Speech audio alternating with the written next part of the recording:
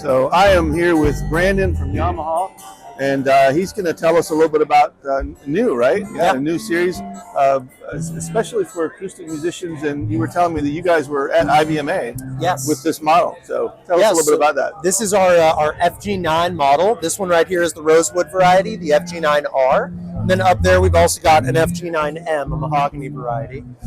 These are the newest flagship, top-of-the-line FG acoustic guitars from Yamaha. The FG series started way back in 1966 and has been really beloved for decades. But this is pretty rethought, it's revamped, and it's leveled up significantly. So a quick overview on what we've got going on here. The tops on these guitars are Adirondack spruce, really nice wide set grain. And the tops themselves are actually tapered. So the center of the top is about 0.2 millimeters thicker than the exterior rim of the top. So that keeps the center more structurally stable while keeping the edges more free to vibrate. So the resonance on these guitars is phenomenal. We also have Adirondack spruce bracing inside that is scalloped. And we went through about 45 handmade prototypes to get to this model. The way that our research and development process works is our acoustic guitar master luthier in Los Angeles will build an acoustic guitar by hand, send it to Japan for very detailed analysis. They will recommend a couple of spec changes. He builds another acoustic guitar by hand.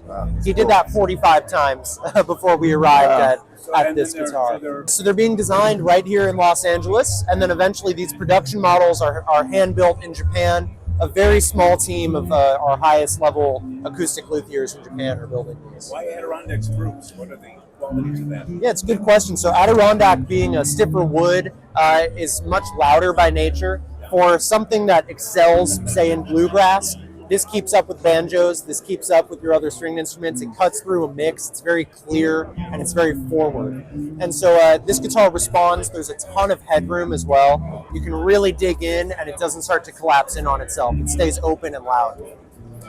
We've also got some other features going on here, some aesthetic stuff as well that we're very happy with.